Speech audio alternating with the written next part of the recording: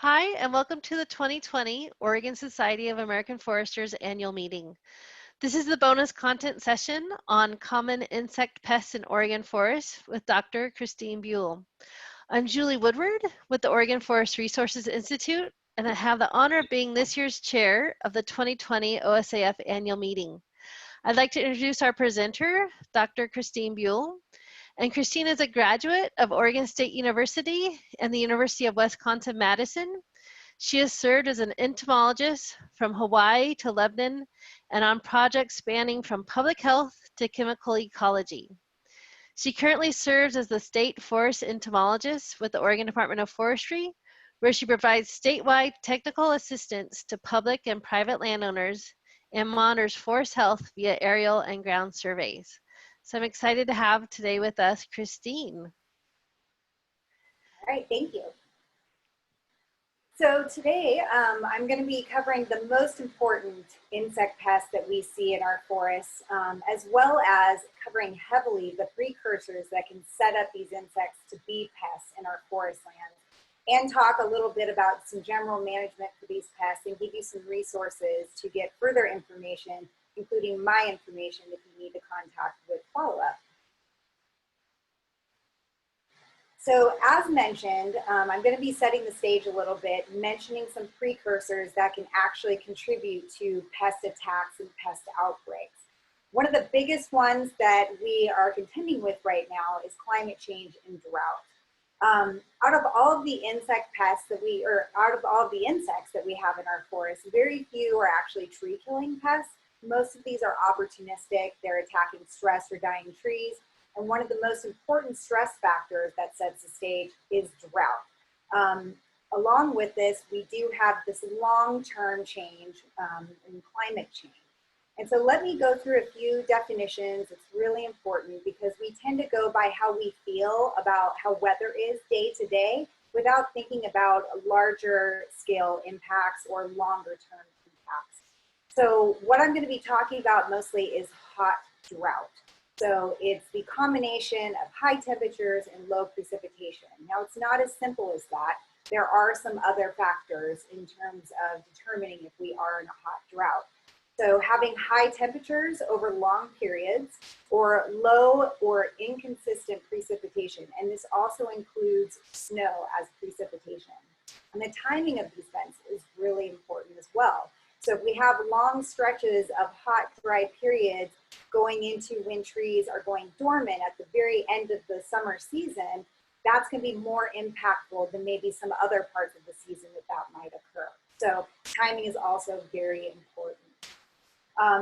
In regards to climate change, Earth goes through periodic warming and cooling periods, and we are actually right now in a warming period that's just naturally occurring. But what's different this time around is that it's occurring very quickly, more quickly than we've seen in the past, and it doesn't give our ecology a chance to catch up. And so as we are experiencing these warm temperatures and droughts, it's more than just record highs and lows, as I mentioned, and we need to accept and start managing for the fact that we're going to continue to experience these hot droughts for longer periods of time and more inconsistent precipitation in terms of amount of precipitation as well as timing of precipitation. And remember, also including snowpack in this precipitation in terms of having less snowpack and having it melt sooner. So in this figure that I'm showing you here, you can see that we're looking at the state, and what we're looking at is a total year average. On the left is temperature, and on the right is precipitation. So it's all those numbers from day to day that are averaged to give you one consensus on what we were looking at for the average of temperature for all of last year up to this point, and the average for precipitation. And so in the figure to the left, you can see that we were above normal, which is yellow, or much above normal, which is orange, in a lot of different parts of the state. And to the right, for precipitation, we were below normal, which is yellow for most of the state, and then much below, which is orange for a lot of the state. And then we also had some record driest days as well, and lumped in with that 30-year average. And so it really looks pretty intense when you look at it just average for the past year.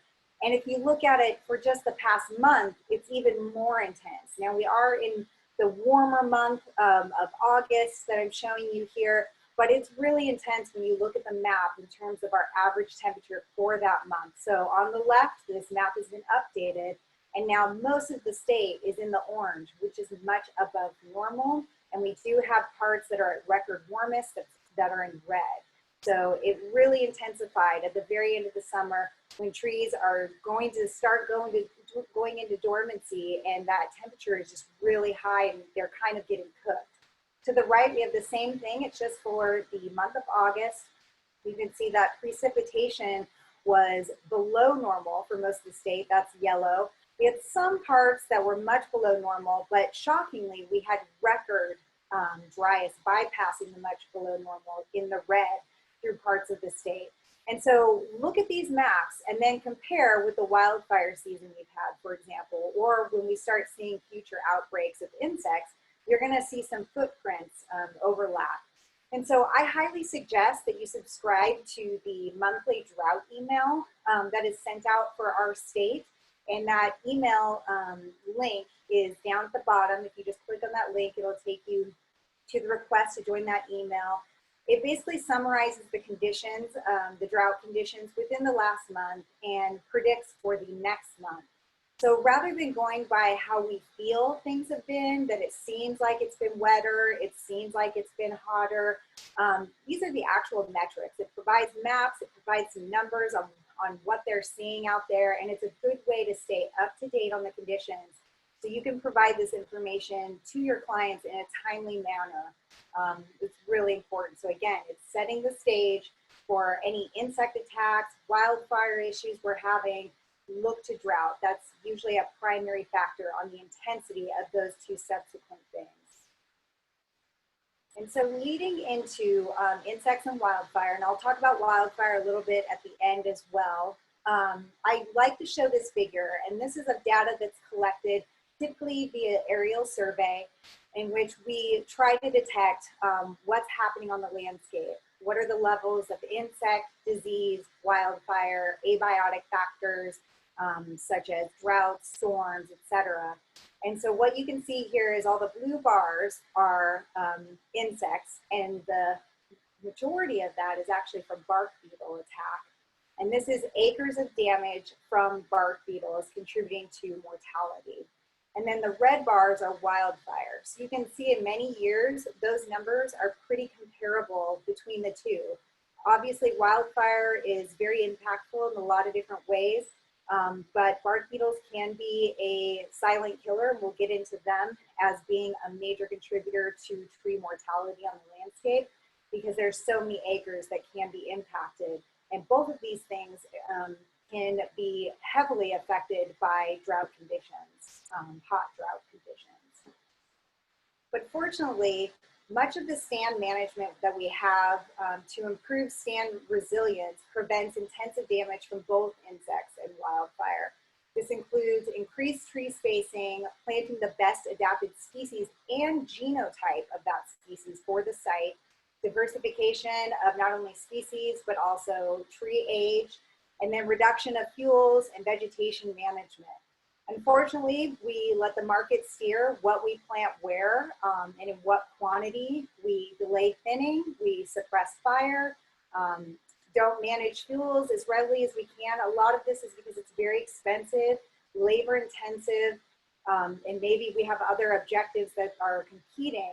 But realizing that all of these management methods do cost a lot in time and money on the front end, is going to cost a lot less than what we'll see after we have stands that are exposed to bark beetle outbreaks and wildfire that are really intense.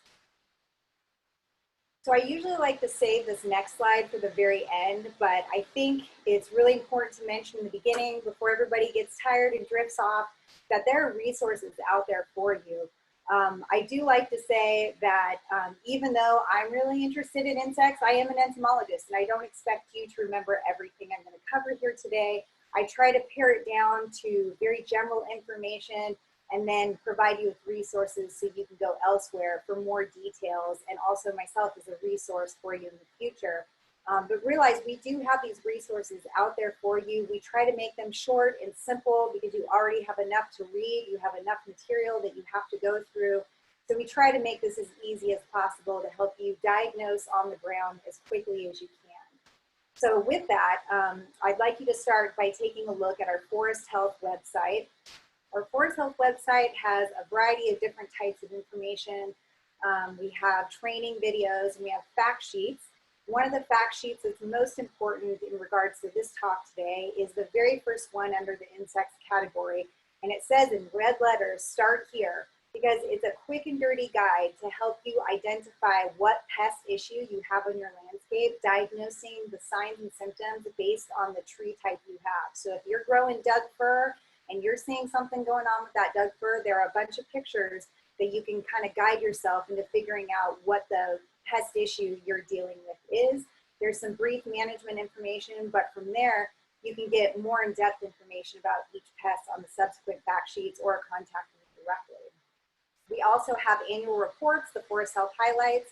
That's basically a conditions report of the Oregon forest based on our aerial survey and ground surveys, trapping, the different programs that we have for monitoring different research projects. It's all listed there every year. It's provided, you can get a hard copy, but it's also available electronically on our website. OSU also has a lot of great forestry extension guides. There are a lot of guides out there. The Oregon-based ones are always the best, and these ones are really good. And there's my email. You'll see it several times during this talk, that you can always reach out to me. I love troubleshooting insect questions. If you have a bug for me to look at, send me an email. I'm always curious, and I do site visits as well. Okay, so let's jump into the insect section, but I do want to make it really clear that a lot of the insects I'm going to be covering today are native, they're common on the landscape, and they're not problematic at natural levels. It's when there are unnatural conditions that build up that insects take advantage of it. They're opportunistic, and then they spread and become more damaging. Whenever we create a whole bunch of trees with weakened immune systems, they are susceptible to large-scale attack. Insects can build up, and then they can spill over even into the healthy trees. So I'm going to show you a few examples of high-stress scenarios that we should watch out for, that insects can come in and outbreak. And again, a lot of these are native insects that are already on the landscape in small numbers. So stress conditions that are set up by damage, drought, in particular hot drought, fire, storms. We tend to see insect outbreaks in the footprint or perimeter of these events. Some of our insects, however, are cyclical in their outbreak cycles. So some may outbreak every 10 to 15 years, for example, and that really can't be controlled or determined because the timing isn't exact. But typically we're trapping for some of these insects to try and determine if we're seeing a peak in their numbers, but some are more predictable than others are. We do keep an eye out for some of those insects. Typically, if they have that cyclical outbreak biology, they also have a cyclical crash biology, meaning that they will outbreak for a few years and they always tend to crash after a specified amount of time due to natural controls. And so leading into that, having a lack of natural controls can also predispose outbreaks. And so invasive species are a common example in that we have this insect that doesn't have natural predators or focused predators present to control it naturally. So there are no parasites or predators that feed on it that can take care of that pest issue and they can outbreak. Sometimes those natural enemies are affected by pesticide drift, sometimes even road dust. Some of these natural enemies are very tiny little wasps, but are really beneficial to control these pests. But any sort of depression in their population, the next year you'll see a pest outbreak. And in addition, mild winters. Great example of this is along the coast, the northwest coast mainly. Last year we saw spruce aphid defoliating Sitka spruce. It looked really devastating, but then this year the populations of spruce aphid dropped way down. Now this is an exotic but established insect. We see periodic peaks and valleys in their population, but what happened was we had a really mild winter and then their population exploded. Natural enemies did catch up the next year. We had a couple of large precipitation events that kind of washed the insects off of the trees, and that was helpful. And so eventually that outbreak was controlled naturally. So if you do look for that fact sheet that I mentioned, the Start Here fact sheet on diagnosing insects and disease, there is a table on it where I list the major insects that can be pests or tree killers for the major tree types that we're growing on our timberlands. I do have noted the ones in bold that are invasive, but they are established here for the most part. And then I do have some that have an asterisk to indicate that the insect is secondary, so they might weaken a tree, but they don't necessarily kill a tree outright unless that tree is already really stressed.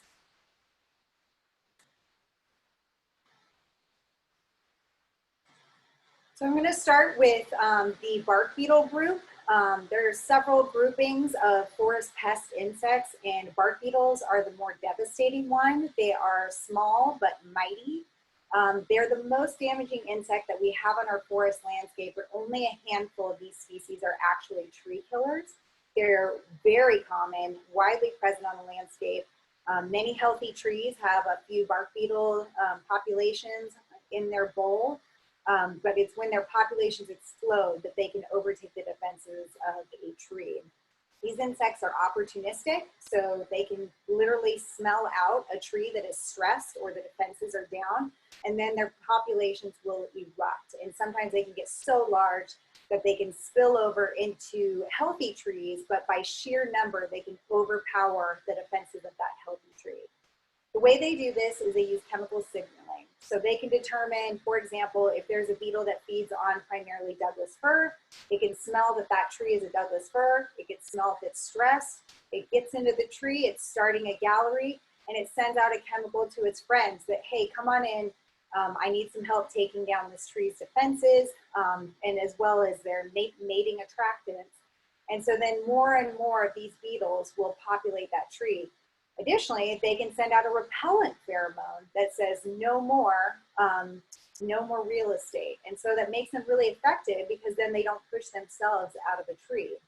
And I want to make clear that these bark beetles feed only on phloem and cambium layers. They don't go deep into the wood. That's wood borers that I'll cover in the next slides. But the way that these insects work is they go under the bark and they make a gallery that girdles the tree. And so they're reducing the uptake of water and nutrients. They're also introducing fungus that can clog the vascular tissues, also hampering that water and nutrient uptake. And they can work very fast. They can kill a tree within a year and move on to the next tree the next year, or some of them within a few months, depending upon their life cycle. So even though they're very small, you can see the size of the bark beetle at the top right, the size of a matchstick head or a grain of rice, but it's a power in numbers game. So I'm going to show you some pictures of signs and symptoms to determine if bark beetles have attacked a tree. Sometimes it's kind of hard to determine if they're still present in the tree, so you really kind of have to be a sleuth in looking at what signals are there. You might see thin pitch streams or pitch tubes. That's where the beetle has entered the tree, and the tree is trying to push it out by using sap. Now, if that tree is at all drought stressed, it doesn't have enough water to produce that sap. You can have what's called blind attack. And so you don't know that the beetle has gotten into the tree. Anytime a tree takes in water or nutrients, those go toward growth first. If there's any left over after growth requirements are fulfilled, then it goes towards defenses. So if the growth requirements are really large, or there isn't enough water or nutrients to fulfill that growth, then defenses are the first thing that is weakened. And so then insects can take advantage of that situation. So when you see the pitch tube or the streams, know that beetles have attempted to get into the tree. You can further see that they might have been successful because you'll see brown frass or boring dust. Now it's brown because they're only going into the bark, they're not going into the wood. And so that's a huge indicator that I'll mention again later. Once they get in, they will carve out a gallery. And the bark beetle galleries are almost always very distinctive. They will carve a single pattern per species that is very unique, and they'll keep making that same pattern based on this blueprint that they biologically are inclined to make. There are a couple bark beetles that have a little bit swirly looking galleries that kind of look like a bunch of spaghetti, but for the most part, it's a very defined pattern, and any swirling that you might see underneath the bark is typically from secondary beetles that I'll discuss in later slides. Once they have developed their brood in those galleries, the brood will then leave the tree and you'll see tiny exit holes. When you see these little exit holes that I'm showing in the picture to the right, they're about the diameter of a grain of rice. You'll usually see a whole bunch of them, and they're just for the exit. They don't tell you that the beetle has entered. They tell you that the beetle is no longer there. So there's no reason to sanitize or remove that tree unless it's a fire risk or you want to harvest it for timber. You're not removing beetles from a tree that has exit holes. As I mentioned, bark beetles can also vector fungal stains, and if you do a cross cut, you might see these stains. They grow in rays across the rings. You may have heard of them called blue stain, sap stain. It's all the same. It's just a fungus that clogs the tissues. It can hasten tree death, but it can also indicate that beetles have been in that area. In this picture to the left, that's pretty intensive spread. The fungus does spread very quickly, but when it gets to this stage, you know that the beetles are long gone because that took a long time for that fungus to spread that far. Lastly, any sort of reddening of the needles. So there are a lot of things that can redden needles, but when it happens really quickly, oftentimes it's bark beetles. Typically, the whole crown turns red at once. For other species, the top third might turn red, and then the rest of the crown turns red very quickly. But it happens within the span of a year, so it's a very quick progression. When you see single branches that are dying, typically that's drought or other factors. It's not often bark beetles. Usually they take out the whole tree very quickly within a year. But when you see these red needles, know that the beetle is likely gone. And so when you're trying to plan your management or sanitation, what you want to do is look to the trees right next to the red tree. Bark beetles are small. They don't want to fly any further than they have to. So if you have a ponderosa pine that's red like this one in the picture to the right, look to the next pondos that are adjacent to it and look for pitch tubes, look for frass. Try to find evidence that beetles have left that red tree and gotten into the green crown tree if you're planning any sanitation activities. So as I mentioned, this is just a recap. There are some precursors for bark beetles that are very common, and that's drought stress, in particular hot droughts, root disease pockets, and fire damage. That's across all conifer species that anytime we have a lot of these precursors, expect bark beetles to build up in those trees, sometimes in the entire stand. We also have some specific scenarios for some of the tree species that are attacked by specific bark beetles. First one being Douglas fir. Anytime we have a blowdown event in large diameter Douglas fir, then Douglas fir beetle really prefers attacking those trees first, and then they spill over into healthy trees, and I'll have a slide on that in a minute.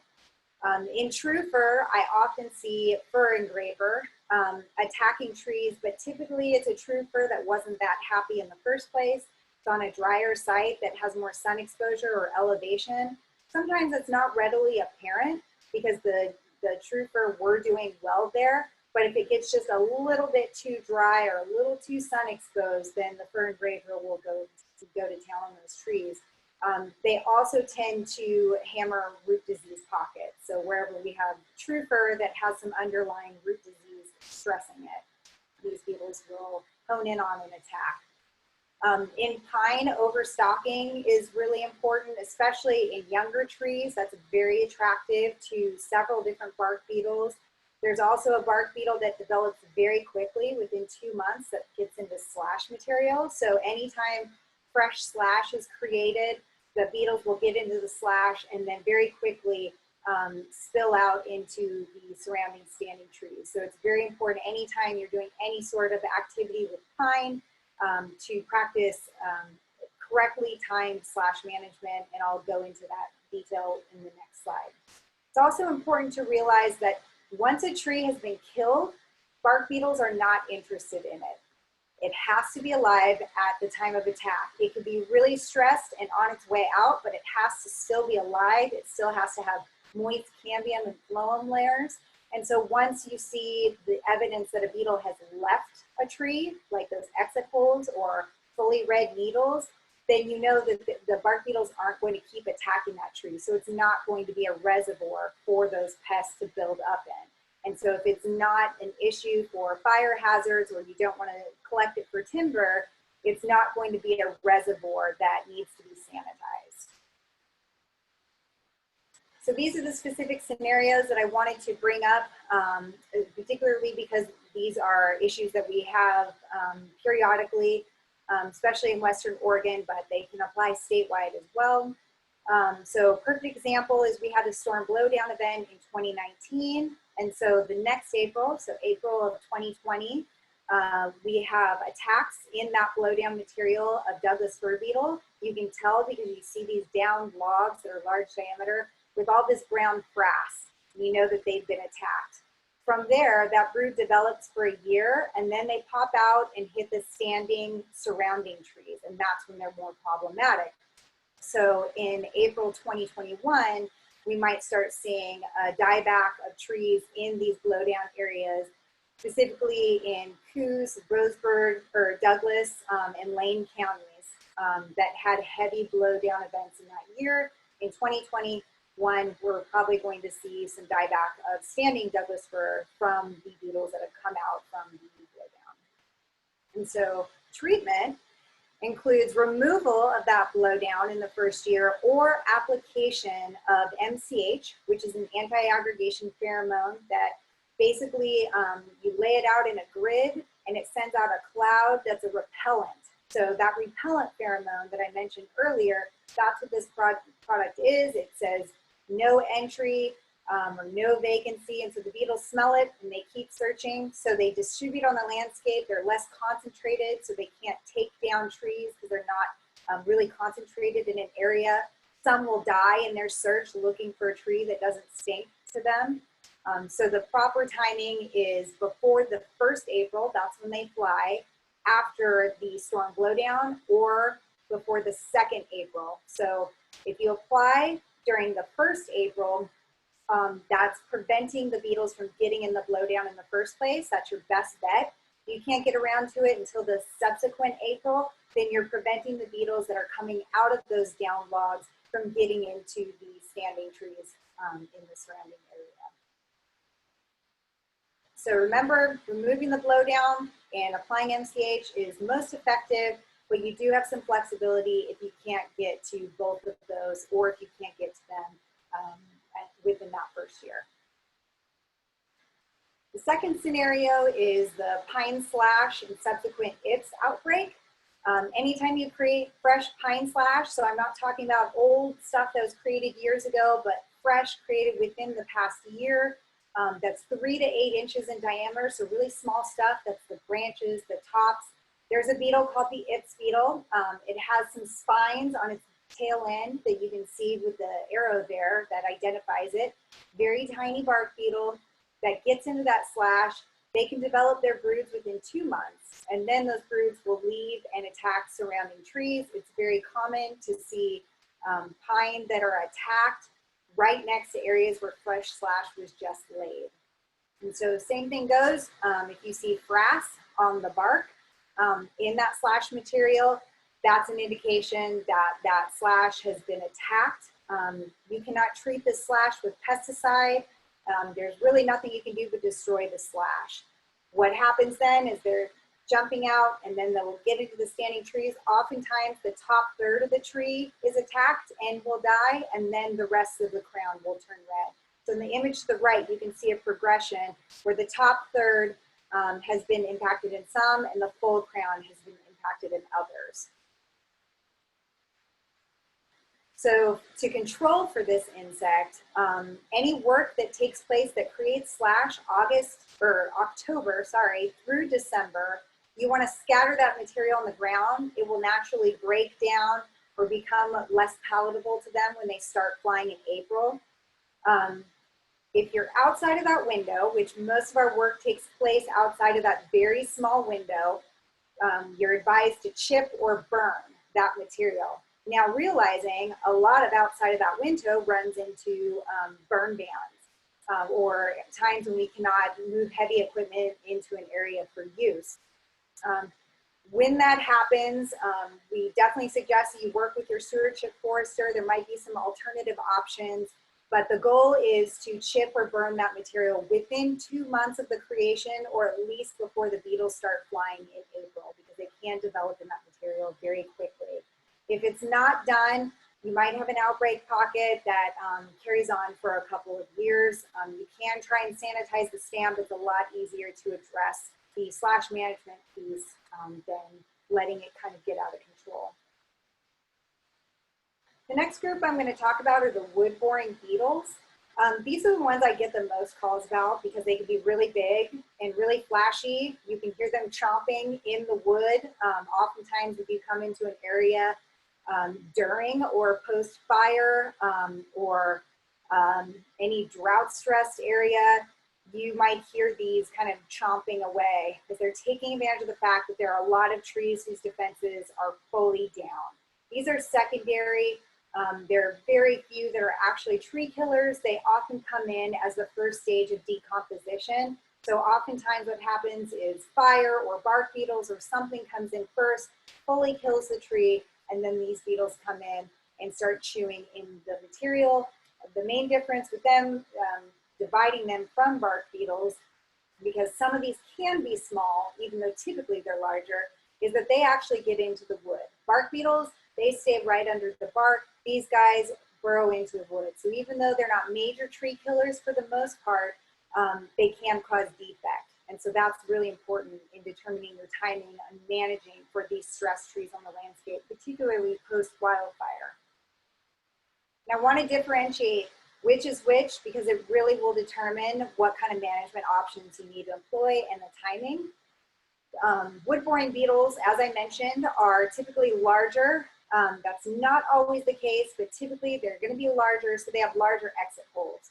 So on the left, you can see I circled in red the bark beetle hole, which is a lot smaller than the oval wood borer hole right above it. They can also be round holes from wood borers, but oftentimes they're a lot larger. If you peel that bark back, that hole actually goes into the wood, whereas the bark beetles will not. So if you take a step further to investigate, you can see that that hole will lead into the wood to confirm it's a wood borer. Next, the bark beetles will burrow only into the bark, so they have brown or reddish brown frass. The frass is white for wood borers because they're going into the wood. It starts out as red, but then it's white as they get into it, and that frass could be powdery, sometimes it's stringy, sometimes it's granular. So I showed a couple examples in the pictures to the bottom right.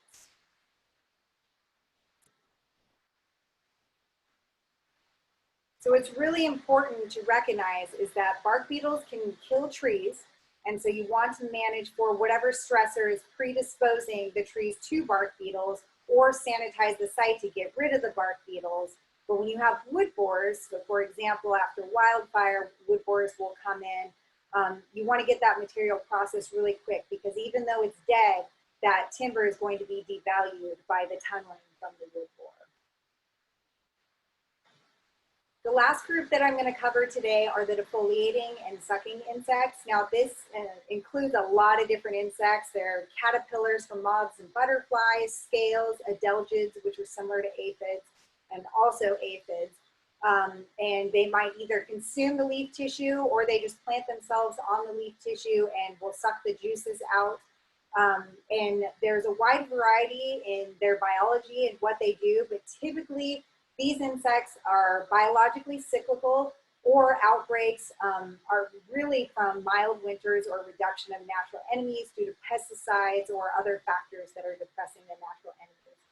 The best management technique we have for these guys is diversification of tree species, because what that does is it disperses these pests on the landscape rather than allowing them to concentrate at a certain area, especially if they have multiple years of outbreak, because they will just keep laying eggs at that spot rather than being dispersed out on the landscape. So even though a lot of trees may not die from attacks from these insects because they don't move as fast as bark beetles in terms of killing trees, these trees will suffer from reduced growth and weakened defenses. So you might have a footprint that was defoliated one year by Douglas fir tussock moth, western spruce budworm, for example. And then if a bark beetle moves into the area, those trees are really stressed and the bark beetles will take advantage of that and finish the trees off, even though they would have survived from defoliation from those other two insects.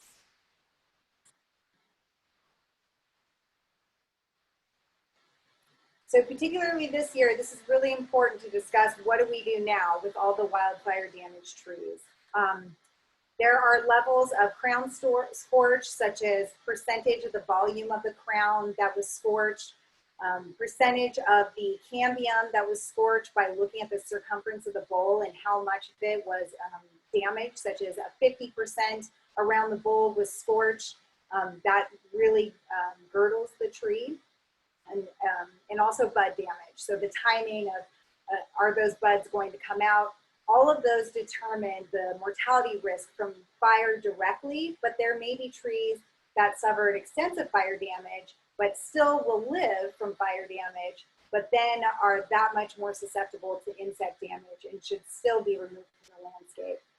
Pest attack within the first year is very common after fire, but some species, in particular western pine beetle, won't build up in species such as ponderosa pine until 2 to 4 years after. So it's not just the first year that we're contending with this. So we really need to have our eyes on the landscape in these wildfire damaged areas to determine how we go forward, not only addressing the damage from wildfire, but also what's the potential for insects to build up in those areas.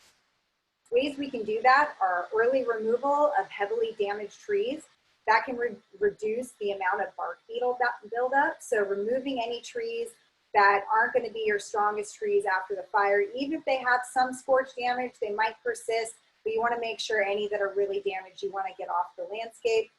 Also, early removing and processing of timber is really important because it removes the extent of the wood borer damage and decay. Because remember, they're burrowing into that wood material, and those tunnels are going to cause defect in the wood.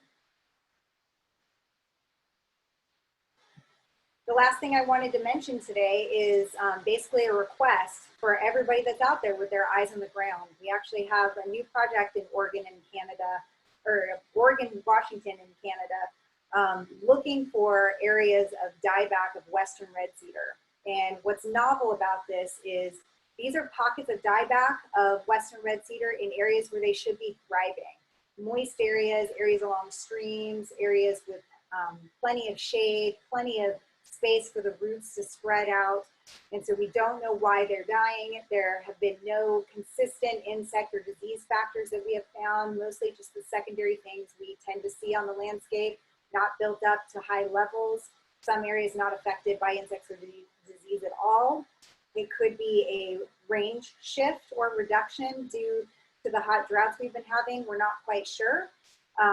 But how it's shown symptomatically is through top kill or the thinning of crowns in western red cedar. And so our ask from you, because you have eyes on the ground, is to report these locations back to us. Identifying these pockets is really hard from aerial survey or imagery because it's hard to discern it from dieback of other tree species. And so we are asking everybody to report anything that is more than 2 or more dead western red cedar in areas that we expect it to thrive. So we're not looking for, there's a dead red cedar in my front yard that's sun exposed. We're looking for natural areas, remnant forests in urban areas, and then wildland areas in which western red cedar has the resources that should thrive, and it's dying and we don't know why. What we're doing is we're mapping the distribution of these areas, and then some of them we are setting up monitoring plots for the long term to gauge progress and also to try and find patterns amongst these different sites to determine what the causes might be. So if you can report back to me any locations that you see, that's really beneficial. As precise as you can get it, be lat long, could even be a park name. something so that I can physically walk to that site and take a look at it myself, that's much appreciated. And we're asking that you send those pockets that you're finding to my email address. And if you want to be involved with this project further, we are looking for assistance with monitoring it. So if you do have pockets on your or your client's stands, we would sure love to monitor them. So let me know. And with that, I'm all done.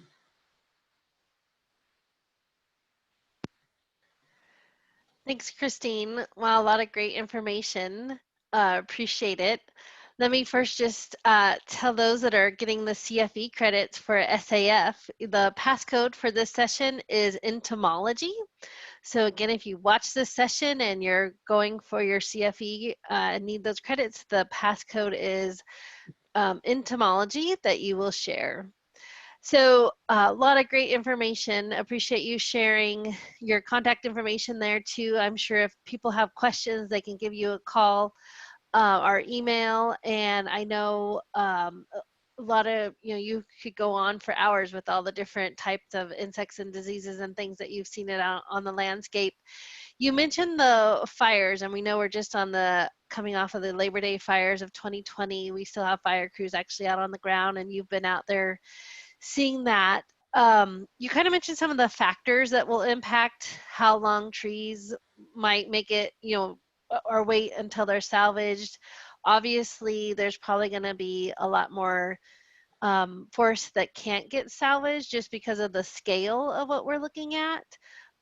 Is there any recommendations of anything that can be done in that time? Like you mentioned that MCH product, or thinking about how to maybe help people as we're looking at such a kind of a big endeavor here to if salvaging is a process they might do.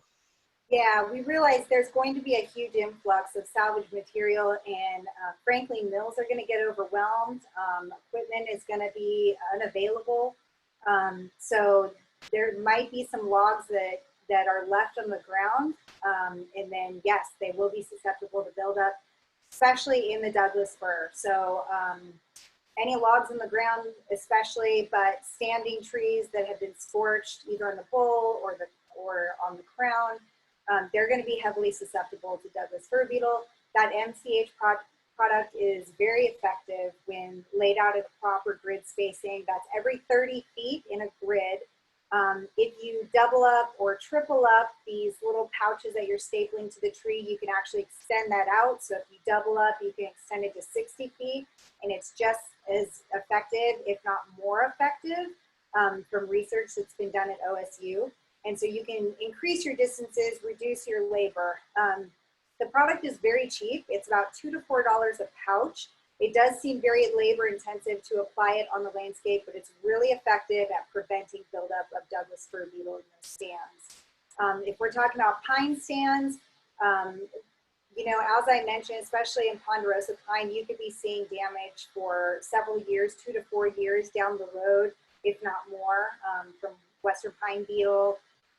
So that could be a long-term thing.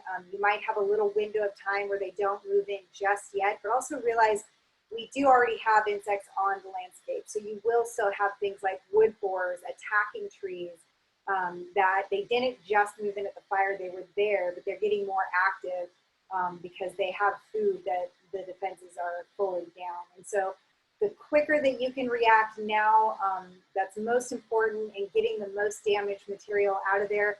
I will say that if a tree is really cooked, it's not going to be fodder for insect pests. So maybe leave those behind. If they can't be harvested for timber, they're not going to be reservoirs for pests either when they're really cooked, especially when that bowl is really cooked. So those ones you can just leave behind and go for the trees that still look like they have a bit of life in them, because the beetles are going to love those. Get those out of there as soon as possible. Okay, good recommendation. Would you also recommend, I imagine we're going to see a lot more like short yards and mills that may have more decks of these type of logs coming into. So thinking about also treatment in places we maybe didn't necessarily before in some of these areas where logs probably be larger piles. Yeah, so log yards typically will either if they're not knocking the bark off, that right there dispels any bark beetles from producing broods and prevents them from laying in those trees while they're waiting on the deck. So removing that bark is really helpful. For wood borers, the sprinklers that they have going, those are really important. They're not just for checking. They're also for depression of the fungus that's spread by these different beetles, because it reduces the amount of oxygen in that waterlogged material. So they're already doing something to control that, and it kind of depresses the insects themselves. They don't like it to be super soggy and moist in there. So it might kill the ones that are in there if it gets watered deeply enough, or it prevents the material from looking suitable to those that are attacking on site. It is still a problem. I do get questions a lot. There aren't a lot of products that you can apply in those situations, especially once the insect's already in. There are no products that can be applied, any pesticides, for example, that can get the insects out. So a lot of it's just preventative action and quick action getting those logs processed. Sure. Okay.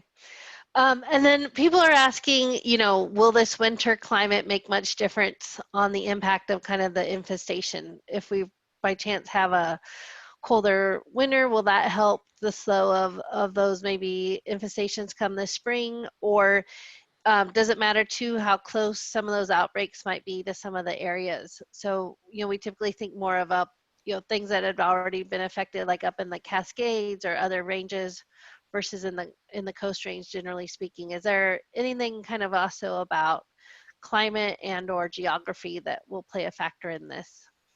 Yeah, and unfortunately, it really varies by the region and the pest that you're talking about. So, for example, I mentioned spruce aphid earlier. That's heavily controlled by winter climate. So when it's really mild, we have a warmer winter, the populations of that insect are heavily affected because they're kind of a wimpy insect. They're really out there exposed to the elements, and they're very similar to an aphid. So they're very soft-bodied, and they can be greatly impacted if we have a mild winter, that's beneficial to them.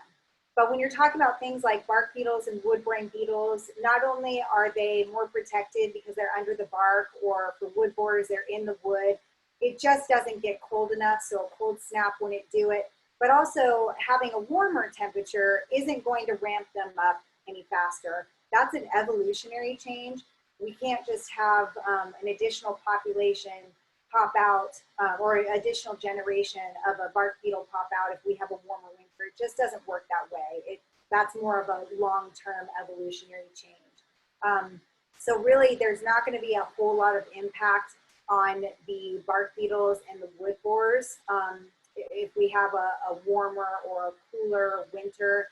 What it may impact are the parasitic wasps and other things externally that are attacking them. So if we do have a cold snap, it actually might be more beneficial for bark beetles, for example, that are controlled by parasitic wasps. But it's really variable on the site situation, what pests we're talking about affecting what trees. So yeah, I can't give a general statement.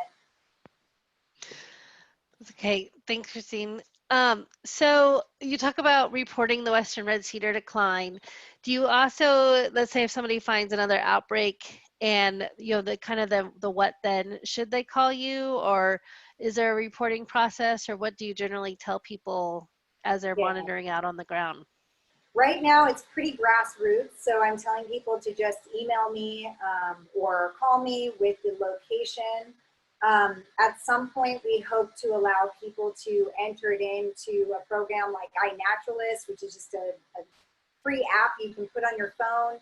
If you want to get more involved, we do have a survey 123, but we're really trying to reserve that for people that want to collect metrics from these areas and participate in that way, not just report the locations. But yeah, right now it's pretty grassroots. We do hope to have something a little bit more established where you can just enter it in online somewhere, for example. But right now, you just send me the location via email. That's the best route. Thanks.